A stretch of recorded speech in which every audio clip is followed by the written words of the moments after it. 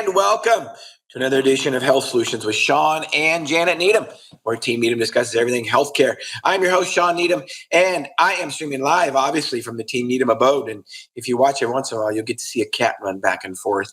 And this is a kind of a makeup edition. I kind of double booked last week and couldn't have Shawn on last week. So he's going to be back on our podcast today because this is his second time on our podcast. And we are going to be discussing ADHD, so adult attention deficit disorder, hyperactive disorder. And it's something that has been traditionally in kids. And I actually screwed that name up. It used to be ADHD. Or ADD, and then it went to ADHD, and it used to be just in kids, and now it's in adults too. And we're going to be talking about non-pharmacological or non-drug interventions with Shawn Casey today. Super excited to have him on the podcast again. So, Shawn, welcome to the show. Hey, well, thanks for having me on again. It's always a pleasure talking with you and focus on proactive health, non-prescription needs. Yeah. So tell us a little bit about your history of treating ADHD with non-pharmacological interventions. So it's kind of fascinating. So my background is I'm a registered dietitian. I'm a movement coach. I've been fortunate to work with a lot of really high level athletes, Olympians, Olympic gold medalists, professionals. And when I really started to dive into it really in depth, was probably about 12 to 15 years ago. And it came out of a need for the clients I was working with for their sporting performance. And anyone who's been on Adderall or Vyvanse can relate to this. Is one of the effects of it is it really kills your appetite. So, Shawn, I know you're a huge biker, and you know how much calories you have to burn through. So I was having clients who were trying to get between 5,000 to 7,000 calories in during the day to fuel their training. They were on these medications, and they would get 2,000 calories in the day, and they're like, man, I am jammed. I have zero appetite. And so that's when I really started diving in and figuring out, like, what is going on? Like, these guys, if I go on a huge endurance run or bike or whatever, my appetite is really through the roof. And so that's when I started going into realizing how these medications, which are kind of basically just amphetamines, are absolutely smashing the appetite. So that's when I started working with them. How do we get people off ADHD medication so they can actually train and perform at their, caliber there? And it's really interesting because now that I've been able to work with a lot of people to get them off medications, their spouses will come up to me and they're like, that was the best thing you ever did. Because they're like, our husband or our wife, they'd be really great. They get on the end of their dose and all of a sudden their mood, they do this, they become irritable things. And they're like, I feel like you've given, Joe or Susie back to me, their personality. So that's when I really started getting into it. When I really got excited, was, again, kind of like you do as a functional pharmacist. You're just trying to solve solutions or provide solutions to issues that, people that we're working with are experiencing. Yeah. And the diagnosis, it was when I was a kid, when I was in pharmacy school first, it was ADD. And it was attention deficit disorder. And then they changed it to attention deficit hyperactive disorder. And when I was in pharmacy school 30 years ago, it was basically Ritalin. I'm not sure if you're familiar with that one, but it's the same thing as Adderall, methylphenidate. It's still an amphetamine-based, molecule. So it does the same thing. And so the thought is that there's even though they're like amphetamines, which usually rev people up, they have the opposite effect in people with ADHD, supposedly. Now, here's my opinion as a pharmacist, and I've thought this for 30 years. And it used to be just kids, and then it went into adults with ADHD. I think it's a complete BS diagnosis, personally. I think there's way too many people on it.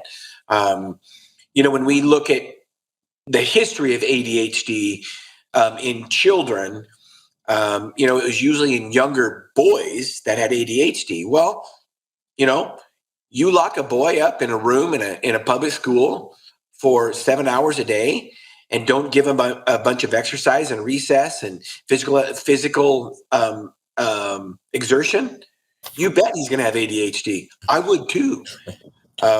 So I think it's actually a diagnosis that's really totally overblown and totally kind of made up so big pharma can just have another drug to sell. What are your comments on that? No, I think so much of the medications right now, and this even in general, I feel like there's so many medications that are basically just trying to cover what's basic nutritional deficiencies, basic movement deficiencies going on. I mean, and they've even done research in this with, adolescents who are on, who have been diagnosed with ADHD, is having groups going outside, running around, things of that nature, and then coming back, and almost all the time their symptoms greatly decrease. And going back to you were saying when you're youth running around, was when I was going to school, this is 20 plus years ago, 30 years ago, now that I think about it. We got outside. You look way too young to be in school that long ago. I know. What we were able to do was we had recess 3 times a day, especially when I was lower than 6th grade, morning, afternoon, and lunch. So I was talking with my nephew a few weeks ago, and we were just kind of joking around. I'm like, man, are you killing it outside with basketball at recess now?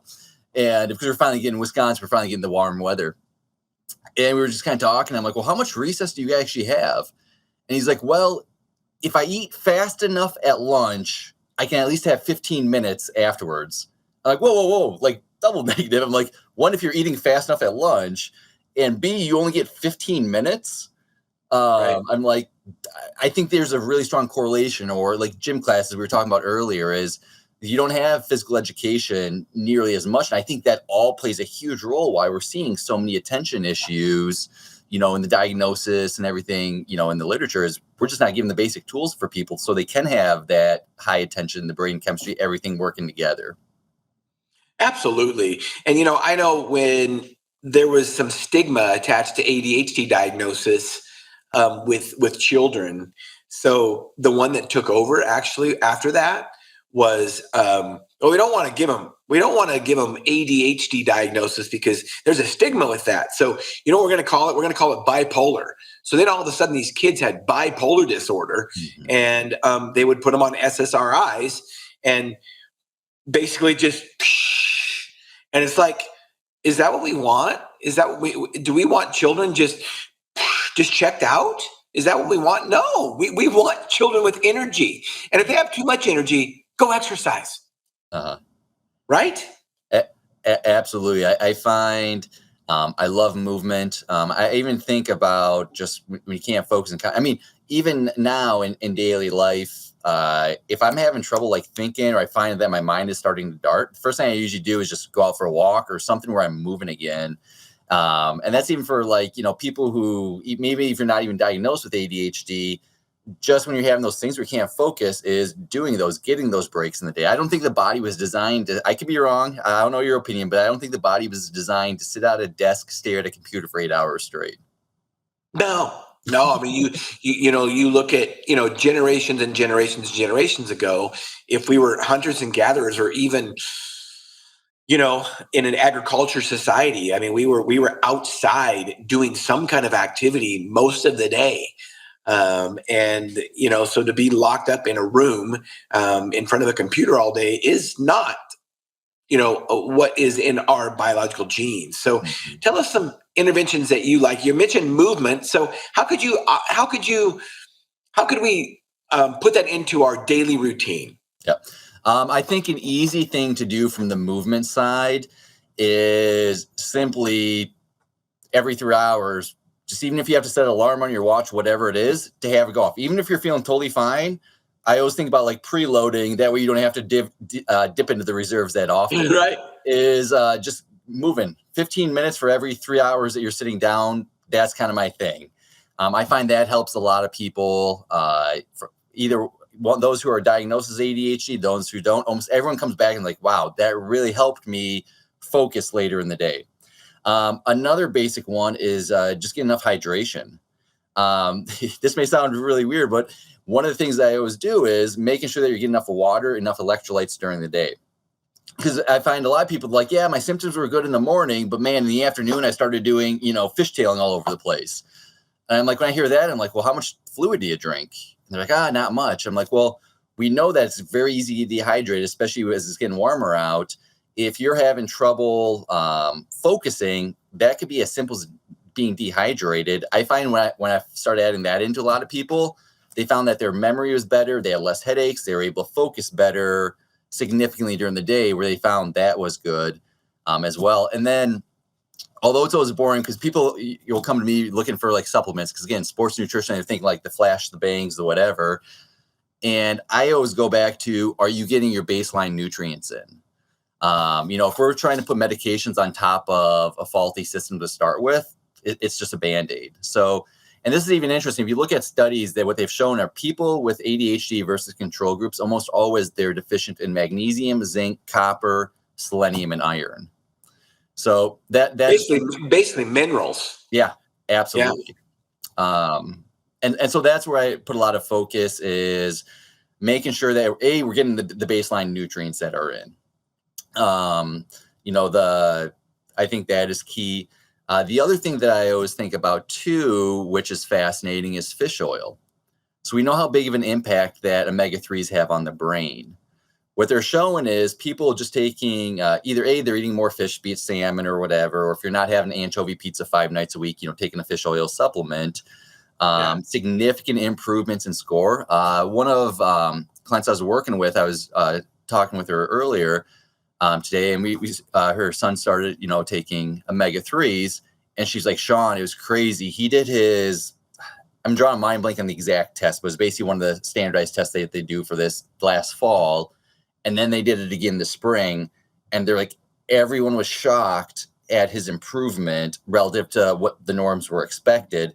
And she's like, the only thing that we implemented was we started getting fish oil, omega-3s into his system on a regular basis. And so that's what I was thinking about. His cognition was better? His cognition, his rates of like impulsivity. Attention, like across the board. The test that they were doing kind of to standardize the ADHD, or in terms of the diagnosis, they found that all significantly improved. Now, with omega-3s, we really shouldn't be that surprised, because, our brain is concentrated with omega-3s. So why should we be surprised that omega-3s help our brain function, right? Yeah. It's so neat. And, the other things that are always fascinating too and I do this with a lot of clients, I do a pile of breath work. I find breathing exercises, especially, if you're trying to calm yourself down more, kind of the slow inhales, exhales.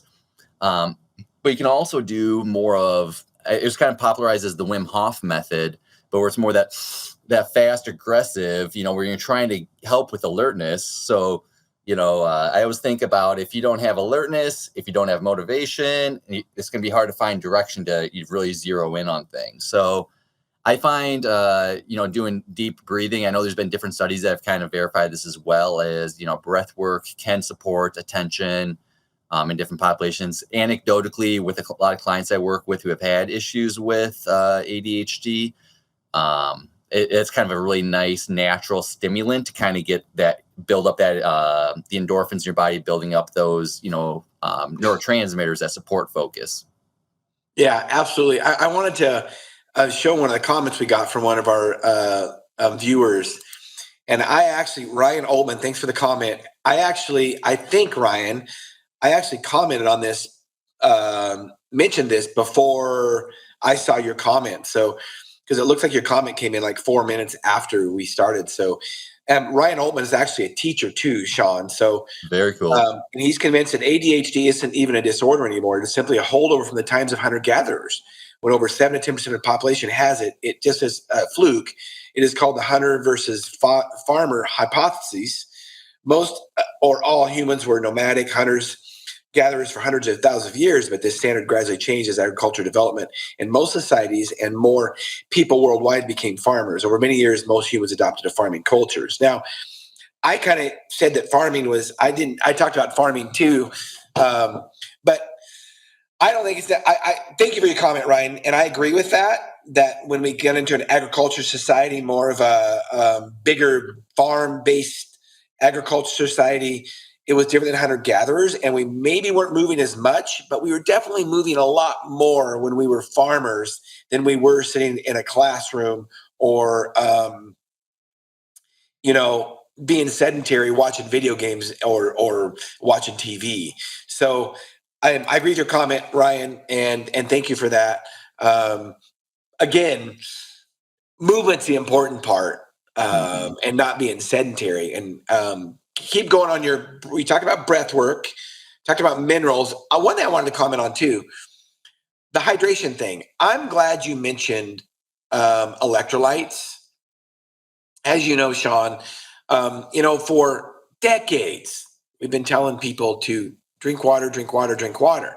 So there's so many people that have a water bottle always at work, or wherever they're at, and they're always drinking water. But in reality, they're diluting their electrolytes. Yeah. So if they don't have electrolytes in their water, their sodium is going to be low, their potassium is going to be low, and maybe not super low or below normal in a lab, but it's going to be suboptimal. So electrolytes are very, very important. Jen and I talked about this, I think last week when we talked about preparing for summer. I'm a big believer in element electrolytes, LMNT. Those are great ones. Yep. But I'm not super picky as long as you do something. Noon is also good. They're easy to travel with. Noon tablets. There's some other ones. Do you have any other comments about electrolytes? Those are usually the ones that I focus on. I like LMNT. They're a great brand. They know they do some really great testing. And the thing that I like about them, and I should mention, I don't have any affiliation with them. So he's totally a shill for LMNT. No, I don't have. Right. I have interviewed Rob Wolf, but I don't have any affiliation. But I always tell people, I'm like, the elements are basically your electricity. That's what's helping with a lot of those impulses. And like, if you pull the plug on that, it's going to be trouble. And it's always interesting because now that we're getting into the summer months, I'll have people come up like, man, I just feel like brain fog. I feel really off. And I'm like, well, it's because of your diet. And they're like, well, what do you mean? I'm like, you eat clean of a diet. Since you're not eating all the processed junk food, I'm like, you don't have much natural sodium in your diet. So when you are sweating a lot of it out, it's easy to drop it down. So I find adding electrolytes into people's diets really helps them feel a lot better with things across the board. So I echo that thought, and I'm glad you're on the same page. Yeah. Well, what are some other foods that we can talk to people about that's good for brain health? Brain health. So again, we mentioned the fish, in terms of the omega-3s. The other one, again, that's went down our diets is dark leafy greens. So you think about dark leafy greens are a good source of magnesium. Similar to pumpkin seeds. Magnesium is responsible for over 600 different reactions in your body, including, a synthesis of neurotransmitters. Same thing with, energy production. If you look at the classic Krebs cycle for energy production is, if you don't have magnesium, that ATP becomes extremely challenging to produce. So I focus on there. I think let's not forget that magnesium is a calming mineral. Yeah. It relaxes blood vessels. It relaxes our brain. So, perfect for things like ADHD or to help us for sleep or insomnia, things like that. Just help calm us down. It's funny you mention that. So when I'm educating, I always tell people that magnesium is the therapist of your body because it relaxes your mind, it relaxes your muscles, it relaxes your blood vessels. Like it just, deflates. So like there, I think another one too is we're looking at important ingredients for health and wellness is choline. So we know that good sources of choline are like eggs. I think society is finally getting better. For a while, eggs, especially egg yolks, were demonized. Right. And eggs. That's a whole nother podcast. I know that is. We'll have it next time. But eggs are an amazing source of choline. Eggs are just let's face it, Shawn. Eggs are just a great food. Period. Yeah. They are. Not super high in protein. There's not a lot of protein in one egg. But, they're a great source of protein. They're a great source of cholesterol. We can't live without cholesterol. It's we would die without cholesterol. And when you think about the egg yolk, and we talk about how bad they are, if it is so bad, how come a baby chicken sustains on that egg yolk for a week or better? Why? Because it's concentrated in calories and nutrients. That's a good thing. Can hear something also that's super cool about eggs. So everyone talks about antioxidants, right? There was a study that came out, I think it was 2014 in the Journal of Food Science, if I'm recalling correctly, But basically what they showed was that one egg, if you had it sunny side up, had the antioxidant level of 2 apples. Wow. So if they say an apple a day keeps the doctor away, an egg a day, sunny side up, keeps the doctor away while having like a massage in the evening. Like it's such an awesome food, right? Well, another thing about eggs too is anybody that is more calorie conscious, which most Americans probably should be because they're not super active. But eggs are very satisfying. Yeah. I mean, the satiety in eggs is amazing. I mean, even after a long workout, if I'm eating eggs and sausage, I have a hard time to eat 3 eggs. Mm-hmm. I mean, because they are you think you can eat a lot, but you just can't because they are so concentrated in nutrients that you feel satisfied. Mm-hmm. And that's a nice thing. You have 4 eggs, you're at 70 calories an egg on average for a large one. You're at less than 300 calories with 24 grams of protein with And you are full. Yeah. With a lot of food. Right. I mean, eggs are perfect. Yeah, about 70 calories per large egg, and 4 eggs is tough for me to eat if I'm eating other meat with it. Yeah. So talk about choline. Eggs are high in choline. That's great for brain health. Definitely. Let's go on with that. Yep. Going forward with the choline. So choline is a precursor to acetylcholine, which is one of the neurotransmitters that goes, between the nerves to help with impulses. And that's why even some of your supplements that I've had good success with for people who are looking to do a little bit more is either like alpha GPC, which is a concentrated choline, or citicholine, are 2 things that have been shown to, help with focus, attention, brain function.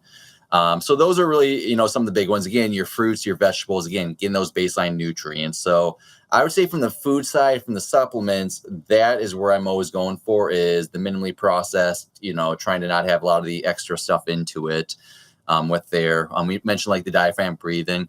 There's actually some research too, looking at how does music or beats, affect, attention level. So binary beats, I know, has become popular, where it's kind of like the beats are slightly off, that have helped with folks that have had different things, again, anecdotal on there, that which has been really impactful. And then another thing that I find, and this is more of just to help keep things organized, I think one of the issues going on is there's so much going on right now in the world, right? Like people are checking their phones 100 million times. I'm guilty of that as well at times. Like I'm get there, but they're trying to do they have so many work things going on. Like there's so much going on, and it's hard to keep organized on things. I think sometimes, again, some people really have trouble focusing on there. So I'm not saying that this is not an issue, but I find just organization. So one of the things I find has worked really well and helped people cut back in medications is simply like, okay, on your phone, have an app where you can actually, dial in and put like, okay, at this time I have X, this time I have a Y. That way you feel more organized, because sometimes when you feel inattentive is when you're not organized and you're just, bouncing all over the place. So I'll focus on those type of things. That's more on like a behavioral type side. Again, how can we kind of get the looking at a 360 view? How can we improve the movement aspect of things? Here's the other one, is sleep. If you line up the symptoms of sleep, and chart them down, sleep deficiency, and then you line up the symptoms of ADHD, line them down, it is almost like 100% match. They almost completely overlie each other. So again, we know that sleep, if you're not sleeping well, you could have like the most focused person in the world. You put them on short sleep for a couple of days, they're going to be starting to get scattermind. So I think that is one that gets undervalued significantly when it comes to ADHD. Yeah, I mean, sleep trumps it all. Sleep trumps food. Sleep trumps exercise. I mean, if you're not sleeping, of course you're going to have ADHD. I mean, seriously, call it what you want, but if you're not sleeping, you're going to have some kind of brain disorder. Yeah. If you're not sleeping well, and let's just define what that is. And usually experts agree that you need 7 to 9 hours a day of sleep. And I say a day, but that's really at night. Our bodies are made to sleep at night, not during the day. And kudos to all you shift workers out there, policemen, firefighters, nurses, but our bodies are not made to sleep during the day. We're made to work during the day and sleep at night. And if you are having any kind of mental type issues like ADHD or depression or bipolar, name that disorder, sleep is so important. Mm-hmm.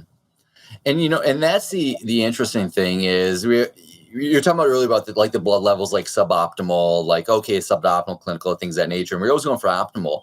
But I think it sometimes gets forgotten is like, okay, maybe this aspect is suboptimal on its own. Yeah, you might not know something, but I think what's happening in today's society is we're suboptimal on sleep. We're suboptimal on movement. We're suboptimal on stress management.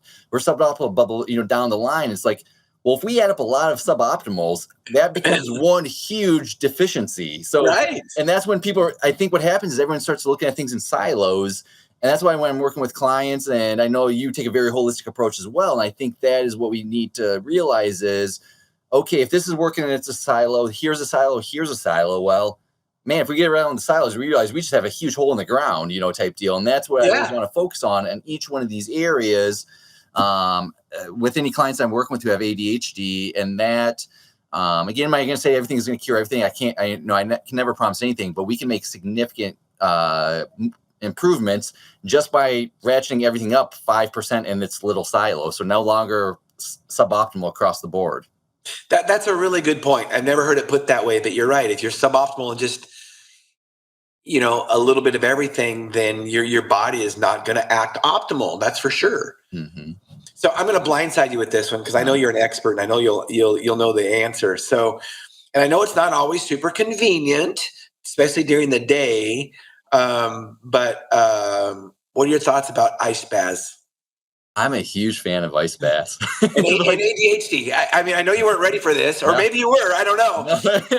But ice baths and ADHD. I mean, tell us about ice baths and brain function. Yeah. What you think about ice baths is like that kicks off kind of that, the fight or flight response with the dopamines, with the neurotransmitters. And the one thing that, with ADHD I was talking about is the low levels of dopamine. And that's why with even like those amphetamines, why they're effective is, well, they get those kind of ratcheted back up. And so that, although it seems counterintuitive, why, can kind of help some of those symptoms. Well, ice baths are amazing for that. It's like literally that jet fuel for your veins when you get in an ice cold bath. So I am a huge fan of being able to implement those type of strategies as much as possible.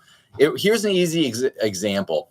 I'm sure everyone has had that day where the water heater breaks and they have to take an ice cold shower. I hate it. I absolutely hate it, Shawn. I can't do it. Yeah. And then you get out of it, and for like the next 2 hours, you just feel on point. You feel like you had 2 cups of coffee, right? That is literally what's happening in the body and with everything. Here's another interesting thing on coffee and even tea. I'm kind of segueing a little bit back into nutrients. Just popped my mind on that comment is they're actually finding that caffeine. So I think sometimes people look at caffeine as like this horrible thing. And I think it can definitely be abused. So I'll be the first one to say that you can definitely abuse coffee or caffeine. So I don't want to undermine it. But if my alternative is, hey, either I have to get somebody on on an amphetamine type stimulant or have them have coffee, there's actually some research showing that if you have caffeine with theanine is an amino acid found in tea leaves that naturally has a relaxant benefit. They're finding that it's improving symptoms of ADHD without necessarily all the side effects of, some of the other medication options. So, and I know like, if you look at coffee, for instance, that's coming from bean, you're going to have a lot of antioxidants in it. So when it's not abused, I'm actually a fan of using that from time to time. Well, and caffeine, pharmacologically speaking, has a amphetamine-like structure. Mm-hmm. So we shouldn't be surprised that it could work like some of those amphetamines, and used in moderate doses in a coffee or a tea is not going to have the side effects as you would about a pharmacological dose of a methamphetamine type or amphetamine type drug like methylphenidate or like Adderall, so to speak. So yeah, that's a great point. Okay. On the opposite side of ice baths, and I just have not been able to embrace them yet. I mean, like you talk about water heaters, it's like, We worked really hard in this country to become a society where we have hot water anytime we want it. So it's hard for me to just jump in an ice bath. I get it. I've been following Wim Hof for a while now, Uh-huh. for about 2.5 years or so. I'm just not there yet. I do understand the benefits, but I haven't embraced that yet. Now, on the opposite spectrum, what about saunas? I like saunas from the health benefit side of things. I can't say I've necessarily looked super in depth in terms of saunas with ADHD. It looks at clinical studies there, but what I know is saunas, I want to say they trigger the release of BDNF, which was brain-derived neurotropic factor, which helps with, processes with nerves, with brain function on there. But I'm also a big fan of saunas. Where I got really into saunas was with one of the clients that I work with, lives in Denmark. And so I've spent, 3+ years of my life in Denmark. And there they do the contrast all the time, where they're going from their saunas, literally walking out into the sea where it's like 50 degrees and back and forth. So I've become a huge fan of saunas, even just from an exercise standpoint or from a movement. Not that I'm saying taking a sauna is going to have the same effect as going on a long bike ride or lifting weights or whatever. But what they're showing is a lot of the health benefits from exercise, not to the same level, but you can get some of those same benefits just from sauna work. Mood-wise, usually people feel much more chill when they're coming out of a sauna, type setting. So, well, it's another modality. Yeah. I think sauna, steam room. I didn't say I specifically said sauna, but I think steam rooms can do the same thing, and they do. They do make us sweat, and there's some benefits from just sweating, and that's one of the benefits we get from exercise. But like you say, it's not the same thing, but it is another modality that we can use to work our way towards optimal health.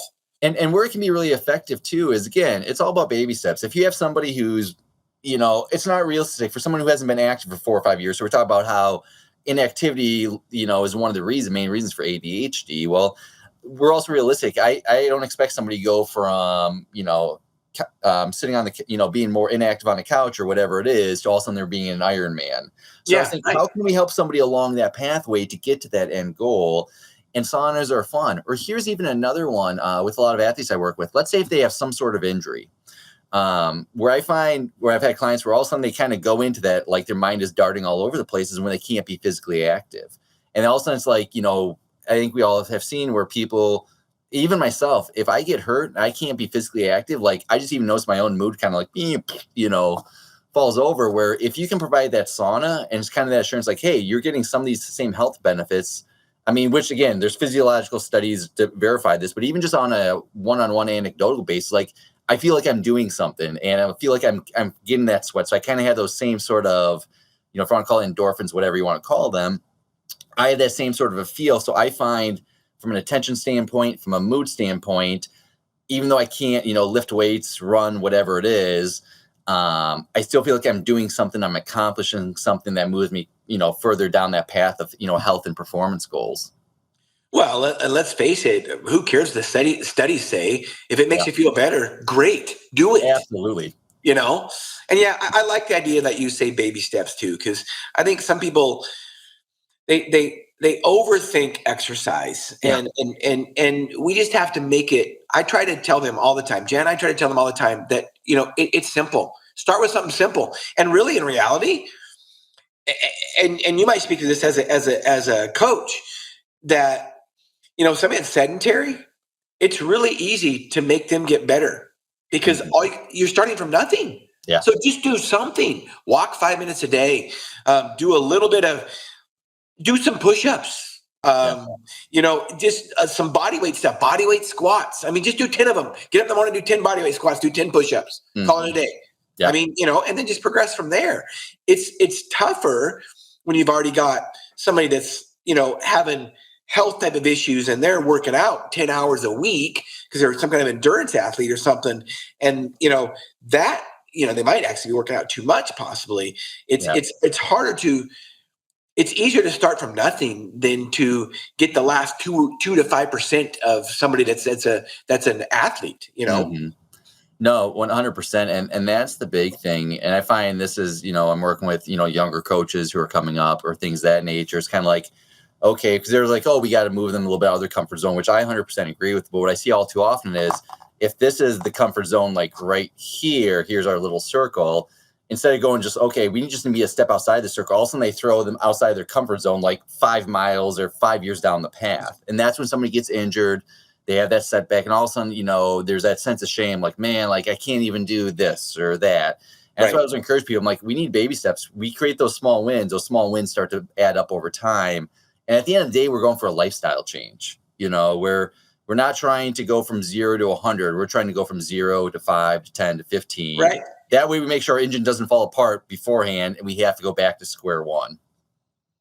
This is awesome. So as we wind this podcast up, Shawn, tell us what you have a passion for. My passion is really to be able to recalibrate healthcare. I'm very passionate about getting people at their top level, whether you're an Olympic athlete who's going for the gold, or if you're someone who's simply like, hey, I just want to be able to run around with my kids, things of that nature. I love human performance and how can we truly optimize human performance from both the physical side as well as the mental side of things. I love it. So tell people if they have any questions, how can they get a hold of you? All right. So for anyone who wants to get a hold of me, I'm really active on Facebook. My name is just Shawn Casey, SeanCasey. My website, if anyone wants to check me out, is caseperformance.com. So that's CASE performance, PERFORMANCE. But like I said, I try to respond to everyone who reaches out to me on Facebook. I love interacting. I love learning from others, and just collaborating and moving forward together. I love it. Well, you've definitely helped realize our goal, Shawn, of educating and empowering individuals to take charge of their own health. Absolutely. I really love interviewing you, and I always learn something from you. So I appreciate it. And this subject was your idea. So I love when our guests think of new ideas that we can educate people on. So if you have any other ideas, Shawn, we'd love to have you on again. So absolutely, would love to be back. Awesome. So tomorrow, let's tune in 8 a.m. to 9 a.m. Pacific Standard Time. We will have Jen Van Dewalter on our show, and she's going to be she's a pharmacist, and she's going to be talking about the corruption in big pharma. You'll want to tune into that one, Shawn. Although you already kind of know those issues, but it's going to be a good one. So don't miss out on that one. And as always, listeners and viewers, thank you for tuning in to Health Solutions with Shawn and Janet Needham. Thank you, Shawn. Hey, thank you so much for having me on.